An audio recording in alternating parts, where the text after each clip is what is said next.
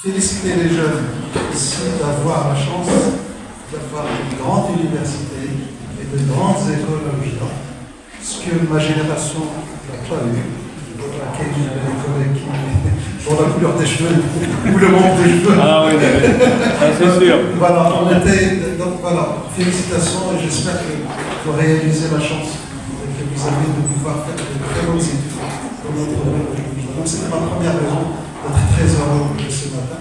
Deuxième raison d'être très heureux, c'est l'occasion de retrouver des collègues.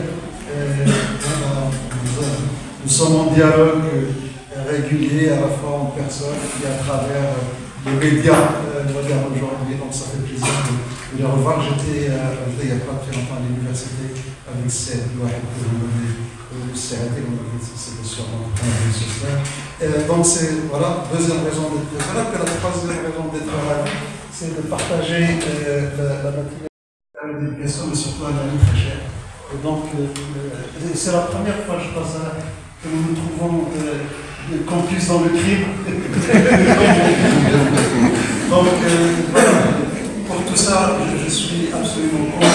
Ce matin, alors, j'ai prévu de partager avec vous quelques idées sur l'intelligence artificielle et c'est un sujet qui en fait, c'est un sujet qui se déroule un peu sous nos yeux, c'est un phénomène qui est en évolution très rapide et nous tous ceux qui sont concernés par l'intelligence artificielle, nous essayons un peu de faire dans un monde d'eux, mais en attendant, il faut qu'on fasse un peu sens de ça.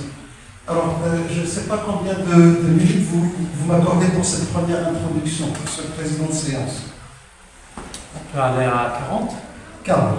Bon, ben, à ce moment-là, je vais pouvoir délivrer un petit peu quelques propos sur un mode un peu plus proche de la conférence que de bien.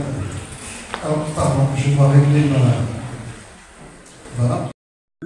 J'ai plus de questions que de réponses. Peut-être que vous en avez quelques réponses, je serais très intéressé. Moi, tant que l'intelligence artificielle était au stade de l'IA prédictive, je voyais ça comme une évolution des méthodes statistiques traditionnelles. L'IA prédictive, c'est des modèles statistiques qui disent bon, bah, vous avez vu que vous avez acheté ceci ou cela sur Amazon, vous avez toutes les chances d'avoir besoin, d'avoir envie d'acheter tel ou tel autre bouquin. C'était l'IA prédictive. L'IA prédictive est installée dans le paysage depuis déjà très longtemps.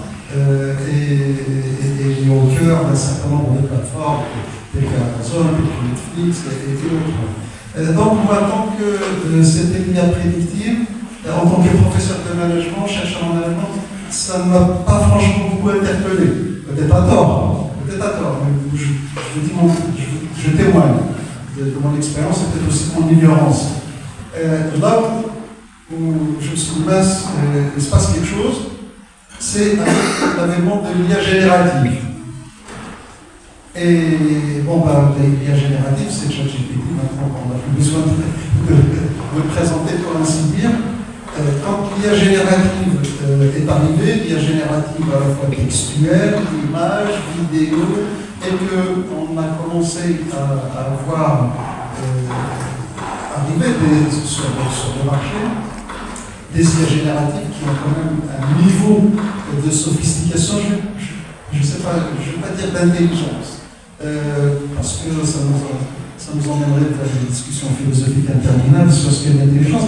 En tout cas, moi, quand j'ai commencé à regarder pour ChatGPT sur le marché, et que tout le monde a fait aussi en parallèle, je me suis dit, je m'intéresse.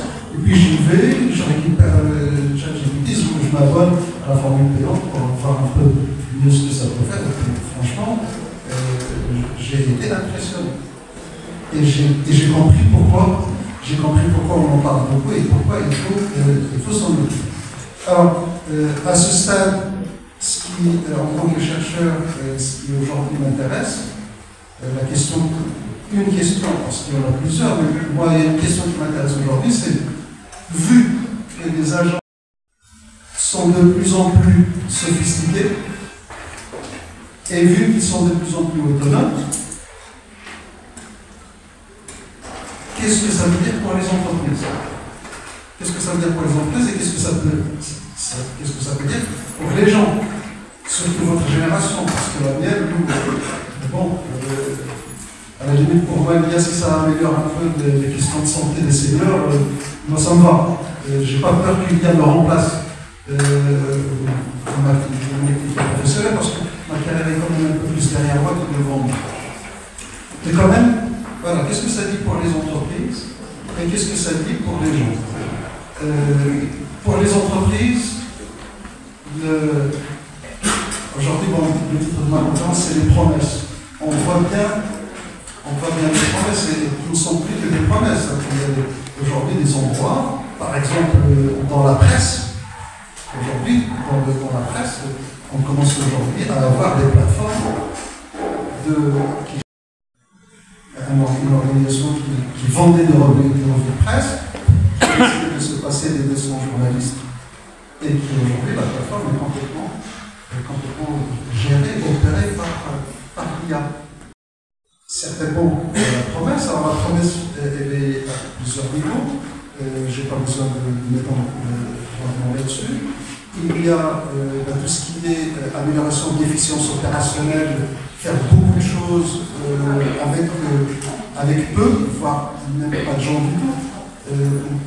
Je vous conseille, puisque quand même au Maroc, nous avons le secteur agricole continue à occuper encore beaucoup d'emplois, à générer une bonne partie de nos emplois et de notre produit national brut.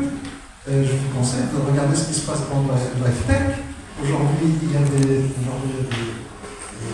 IA, il y a des robots, des IA qui aujourd'hui font par exemple la cueillette de fraises.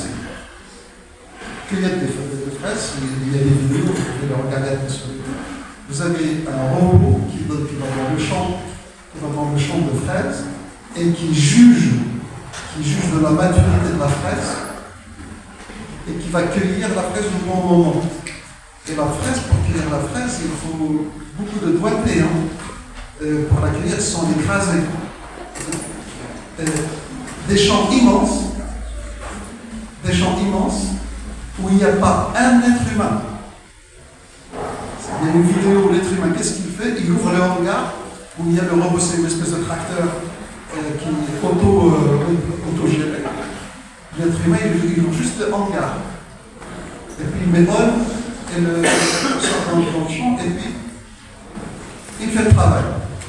Vous vous rendez compte de ce que ça veut dire pour nous, pays qui exportons de la main-d'œuvre saisonnière agricole qui va cueillir des fraises en Espagne? Et j'ai donné cet exemple de la cueillette de fraises, mais il y a un champ immense.